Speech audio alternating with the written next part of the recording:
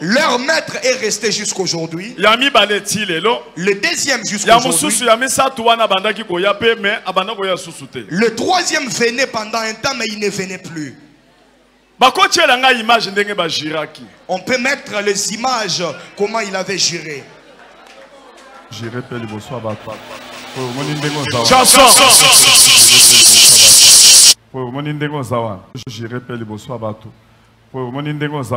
Bakope sombongo $100,000. So bapeso $100,000. Loba ke nyoka wana azanyoka ya walesa. Apesa kinga na bombela ye. Obia ezaki ya walesa ngai na zamutu na. Est-ce que tu peux dire comme ça ko loba ndengwa? Jamais na ko loba bongo parce que ngai nde na ndimeli nzambe ya walesa c'est que mutu moko ta ko koya ko yebisa nga makambo ya bongo. Donc na jure vraiment soki mutu moko ye ko corrompre nga na makamba bongo oyo nyonso ya mabere komelanga atako kufa na stila na kokufa na ngai na ndimite ke mutu mwa ko ya ko corrompre nga pona loba mabe ya papa walesa bobite ondimeli nzambe na yo na motema moko kozonga suntima ke na kozonga lisusu na makambo ana te pamba te to zalaki vraiment enfermé kuna makasi to zalaki vraiment kokanga makuna eza vraiment dictature donc so ba imposer yango kaka nde fo sala mais awa ezala na bakobanda ko salisa biso ngo na propre foi na biso moko yango siko mte sala ke ngai na koma siko uneza dictature uneza dictature so ba yebiso okosala bo yango ka fo sala ko boya te ça va pe j'irai pe yo po zanganga oui ngapi na zanganga lobanga pe na kozonga simate ngai pe na jiri na ozonga esu simate na ozongela esu fetiche te na ndimeli nzambe na motema moko na ndimeli nzambe na motema moko ça va na moni papa kabundu walesa azoteya na bandana nga koninga ete po biso ndimaka mambo église te kotala mateya na ye e tutaki nga na mutema na bangi na kangi tv na kimi na chambre na fandi na ngai ebendi nga makasi nde nakomaki na posa nga moko na ya mutu atindi ngai te bapuse ngai te bapromete nga eloko te bapesi ngai mpe mbongo te na ye awa mpona kozwa délivrance na nga sanga nazalaki na ideke papa kabundu walesa ye moko akoyepa na nga akanga temple na nga mobimba me esali nga kokamwa atindi batu baserviteur na ye bakende kokanga temple nazotala bango ti bakanga temple nga mona nazali mopanzi na kobanga na kati ya motema na bibatu oyo bakokufa te esalaki nga kobanga vraiment makasi ntango tozwi mutuka mpo bayaki na mutuka batie na mutuka nakomi komituna nde tozokende boye tokobaluka te na nzela na kati ya motema esprit oyo akobalola biso te mpe na jire liboso na bino na kofukama na misu na bino ke nga mokolo na kozongela lisusu fetiche mutu na nga ekata na dale vide ekende lokola bale edenda na kufa salaki ke lelo batelema parce que toza susu preseta kolekisa parce que soki baleki boye bato bazoyina biso batali babandi kolanda bango mwana zwa $10,000 zwa $3,000 loba ke bapesaki nga mbongo nakende koloba loba ke boye na boye donc tosalaka yango lisusu te tosalaka yango tozozelisa yango nde tokoyebisa ye agire liboso abattoir ke soki bapesi ngai kaka $100 ke naya kodementir ndenge naza boye oyo kosalemelanga esalemelanga devant bato monde mobimbezo bango tu oyo nyonso bakomeka kopusa na bayebi ke naza teti ya makasi ya liseki te mutu oyo akopusa na koya koluka ngai elongi na ngai bazomona ngo monde entier nasalikisi meme libanda nazwi batu basi na kimisi na bandako libanda bakende pa mibali misusu bakimi balali libanda nasali baseremoni na bawhatsapp misika nasali badevance ebele oyo akomeka kopusa na pembeni na ngai nayebi te ngai moko na kokanga ye na maboko na koya kotika ti liboso na jire na misu na bino tu na kati ya eglise mpe na monde entier nyonso te ezomona ngai nameki kaka kozwa mbongo na bango eloko mabe elanga meme kokufa na kufa eloko mabe ya ndenge nini liwa oyo yango nde eza fe na kati ya moki liwa te loba liboma liboma nga liboma te liwa malamu nakufa na nga ke nabela liboma Alléluia. Sikoyo nazobenga bango maître na adjoint na ye baya ba expliquer bino ba pasteur oyo babenga ki bango na eloko tosali pona kobimisa bango.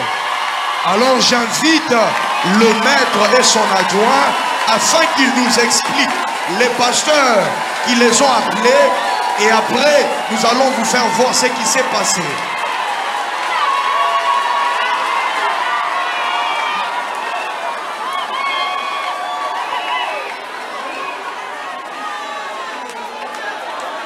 Jésus. Zwa micro. Lelo bazokundama lelo. Aujourd'hui, ils seront enterrés.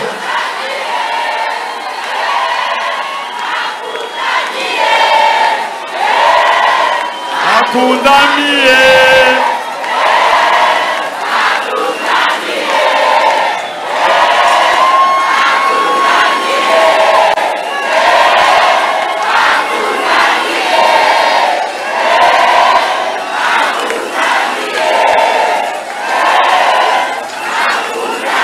Botika toza na minute belete botika bokoyemba après. Alléluia.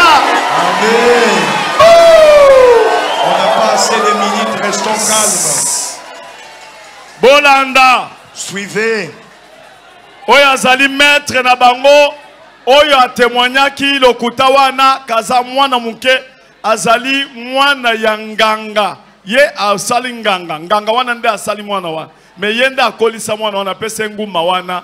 Oyo azana ngo wana. Mwana azaki na 10 ans. Nde photo bomoni wana. Oyo bazana mwana wana. Oyo nde ya mibale. Bana oyo basali musala. Ndenge zali boy lelo. Bazo tanga bakombo ndenge babengaki bango. Yoka. Ya mibale. Bokolanda na mingongo ya bapaster wana ndenge bazoloba. Bobeta maboko makasi. Yeah.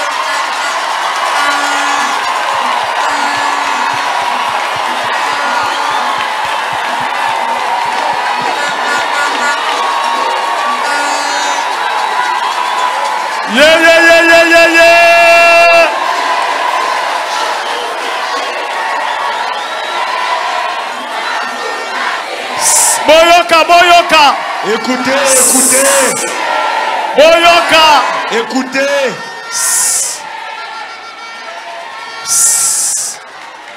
Boyoka, na ebike boza na chaleur. Écoutez. Trop c'est trop. Amen. Zela. Na peso miko zala na mukuse. Loba, banda koloba. Boyoka. Amen. Banda. Amen, Église. Loba makasi. Amen, Église. Amen. Chamiko pembeni makasi. Bon, ici déjà, vous moni by preuve tout, surtout de la Jiraki. Vous avez déjà vu toutes les preuves telles qu'on était venu et comment j'ai juré. Et c'est ce que j'ai fait jusqu'à la fin. Bon, on a qui contacté et pas pasteur Denis Lessi. J'ai été contacté par le pasteur Denis Lessi. Azaye mon côté, bazaye belé. Bolanda.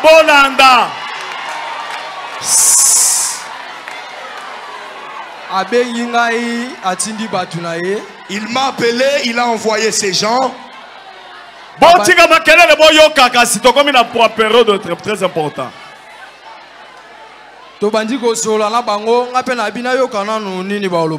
On a commencé à parler avec ces gens. Je me suis dit que je puisse d'abord écouter ce qu'ils vont me dire.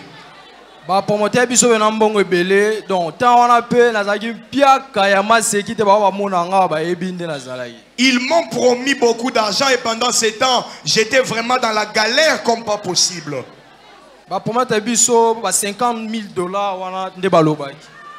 Ils m'ont promis, ils m'ont dit, je vais vous donner $50,000.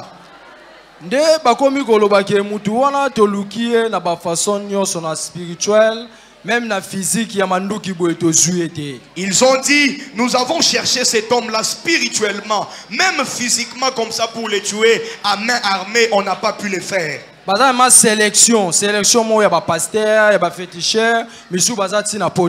C'est vraiment une sélection de pasteurs et de féticheurs. Il y a même d'autres qui sont en Europe. Yes, comme Tabimaki en tête Denis. Et c'était lui qui était en tête. C'est ça. Oui, Tobengani, Marambu, Oba, comme Goloba, Namute, Mamabe, Oba Zoloba, et soit Kinga Makas, n'a côté en profondeur en banc. Ils ont commencé à parler, mais j'ai senti la haine dans leur façon de parler. Et je me suis dit, je vais entrer en profondeur pour savoir Qu'est-ce qu'ils sont en train de préparer? Na yoki na nga pe kaka nga na moni na yoki ekufele kanga mona tiki bango na obongo. J'ai entendu et puis un moment je les ai mis de côté. Fallait batika baye ko contacter ce ko mwana oyo autoleka na ba réseaux sociaux. Au lieu de laisser, ils ont maintenant contacté mon fils qui vient de passer sur les réseaux sociaux. Yes sikoyo a contacté ye. Lui maintenant a contacté celui qui est à côté de moi. Yepe ayoki maloba na ndinga banda ko yebisa yebisi yes ko akoki ko bomba te ayebisi ngai. Lui a entendu tout ce qu'on lui a dit et il est venu me le rapporter. Ndenga na pesi ide na bite ko yebisa ma bete. C'est alors que je lui ai donné l'idée, je lui ai dit ne lui parle pas mal. Luka oye ba profondeur ya likambu bo solo la lokola yo pozo kende ko bima na ebite so bolandi ba maramna anda ko lo ba robimisa susu na moko donc moko ngo ndezaki. Akomisa kolonguma. Kolonguma wana eza mutu mususu nganga musu ani ngabimisa su mukolonguma. Ba foka les ali tout. C'est alors que je lui ai dit entre en profondeur, cherche à savoir ce qu'ils sont en train de préparer. Nde ye tozui ide ke ba solo laka nde ya pesi ye ide ndeko zo solo na bango bongo enregistra ka Denis Lesipo ce qui a sali yo buzo ba po misama kamle na poisa. C'est alors qu'on a eu l'idée et on a dit nous allons commencer à enregistrer Denis Lesipo de sorte à ce que lorsqu'il voudra dérailler, on va sortir ces histoires comme preuve. Yepe andimi akomi kosola na ye premier appel basola ki ezali mambongo tututunde azui vocal à liboso. Et il a commencé à parler avec lui. Dans leur premier appel, ils ont parlé d'argent et tout. Bon, avant que tout mambo ele kabiso zaide na ba vocal. Et avant même que ces choses ne puissent se passer, on parlait déjà, on avait des voices. Tandis zélande émission na ebima. Ça va. Cela veut dire tango bango bazui ba makambwana. Cela veut dire lorsqu'ils ont eu ces choses-là, ils sont venus me le dire avec cet enfant et d'autres enfants. J'ai prié pour eux, je leur ai imposé le nom.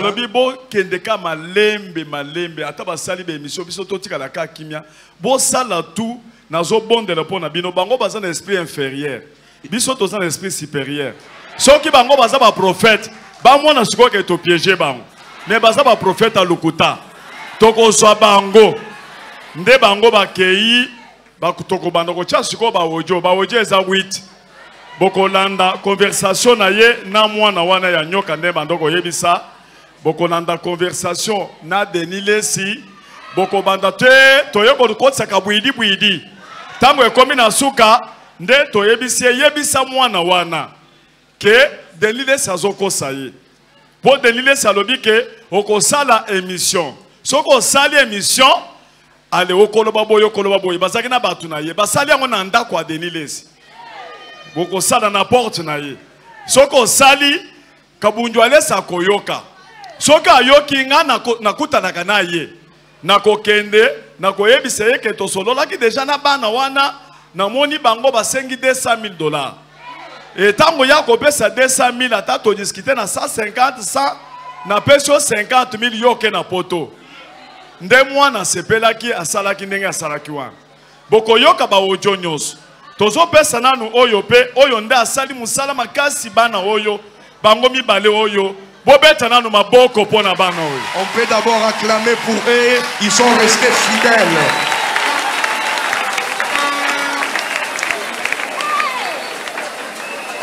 Yolo ba pe ndengo sali stratégie na yo.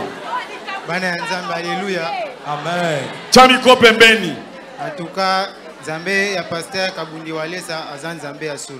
Le Dieu des pasteurs Kabundi Walesa est un véritable Dieu. Ngai navandaki. Moi j'étais assis. Et ndeko na ngai Yves oto salaka na témoignage awa abenginga. Et mon frère Yves avec lequel on a témoigné ici m'a appelé. Ayebisinga ikete ya yandi nazaboye na wiso sala émission et pas Denis Lesi ba proposer ngai mbongo donc ndenge za kwa pa bien yo peyaka. Il m'a dit tel que je suis là je viens de faire une émission chez Denis Lesi. On m'a proposé une bonne somme d'argent. Toi aussi viens, tu vas gagner de l'argent. Alobi donc ndenge za wana soki ka émission nga wana ba sisi o tretango Denis Lesi pasteur Walesa ko monango ya lingaka salité te à coopérer. Et il m'a dit, lorsque cette émission sera bien traitée et publiée, comme le pasteur Walesa n'aime pas la saleté, il va venir pour coopérer. Alors, à repesa na okena osolana a repesa $200,000, ngai ba katelanga $50,000. Et Denis il va aller pour rencontrer le pasteur Walesa afin qu'on lui donne $200,000 et moi j'aurai une part de $50,000. Sikoyo abi ngai pe na calculer na benga peyo pour na promettre bango ke na deuxième émission na kosala na koya pe lisu na mususu tozaki na ye pour ndenge to démentir que tokenaki pasteur Walesa nda benga biso pour apesa biso mbongo tosala faux témoignage wande to démentir ngo to lobakisa ya lokuta marambutu yo eroya yo pe démentir bongo pour tozana raison. Et lorsque toi tu viendras, moi je leur ai déjà dit qu'il y aura une personne qui viendra aussi pour démentir et dire que toutes ces choses que nous avons dites là-bas étaient des choses fausses. Lorsque tu vas démentir, tu auras aussi une somme d'argent. Alors, ngai na vandaki na raisonnaki soki tokende pa pasteur Walesa abenga biso te po akorrompre biso mbongo to sa faux témoignage ni même mutu ayaki na biso atika biso mais conviction biso moko tokozaki convaincu. Et moi j'ai raisonné, je me suis dit non. Lorsqu'on était venu ici, personne ne nous a appelé. Le pasteur Walesa ne nous a jamais contacté afin de nous donner de l'argent ou quoi que ce soit. Nous sommes venus nous-mêmes par conviction afin de recevoir la délivrance. Nabi, siko to démentir na biso. Ba pesi biso mbongo. Siko pasteur Walesa na part na itangu ya ko sambele pe ya Nzambe na ya solo. Alobi ke ngai na benga ki bangote na kompa ki bangote Nzambe yo moko sa sargent ya bana wana nini ke komela ngai to ba vi na biso. Et moi je me suis dit lorsque le pasteur Walesa va aller prier comme lui ne nous a jamais appelé et il va dire à son Dieu que Dieu lui-même se charge de notre Nabi ça va na benga na nous vieux Christian na yebise na makambu oyo ba proposer ngai. Et je me suis dit, je vais d'abord appeler mon grand frère Christian, que je puisse d'abord lui faire part de ces histoires qu'on m'a proposées. Yepe ayebisi ngai ngai pe babenga ki ngai kutu liboso mais na boyaki et ndenge olobi na ngabo yo pe babengi yo boye na okende siko kofunda epa ya papa. Et il m'a dit, moi aussi j'ai été contacté d'ailleurs en premier, mais comme toi aussi tu viens de me dire qu'on t'a contacté, alors je vais aller pour dire à papa Walesa ces choses. Alors tokendaki papa benga biso tokei asambeli pona biso ayebisi biso boke na bango malembe ti na suka poto zana ba preuve nyonso makamu nyonso lokola ayebite na ozui décision ayebi koza pour ye yo continuer kaka kenda na ka bongo yo kaka nyonso ya zoloba bombara yango pesaka ina ba idée misusu onga na bando yebisa poto soutirer toutes les informations aux heures bomba manakati peto kanga réseau wana mobimba. Et c'est alors que papa nous a dit, comme ils ne sont pas au courant que vous n'êtes pas de leur côté, continuez à les piéger de sorte à ce qu'on ait toutes les preuves afin de neutraliser leur réseau.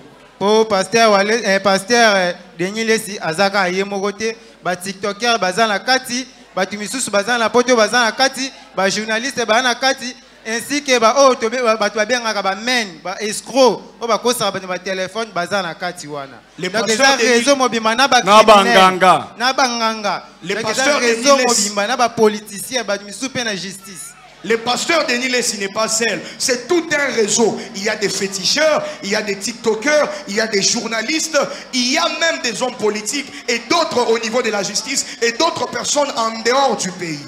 Et bakombo na bango pesa na kati ya ba voice wana ndenge na banaye ko solola kanaye na zota enregistrement so ina enregistrer ndenge ne to solola na ozo na tuna ka ba question na tuna ke ba question yesoki atindela nga bongo ngai pe na ozo na obomba nde na yo pesa idée papa yebisanga yebisaye soki aoso na Denis Lesi enregistrer ka pour un jour soki par exemple que Denis Lesi aboyi ko pesa mbongo to akosiye comme ça ba audio wana a utiliser ngo envers eux, donc contre eux.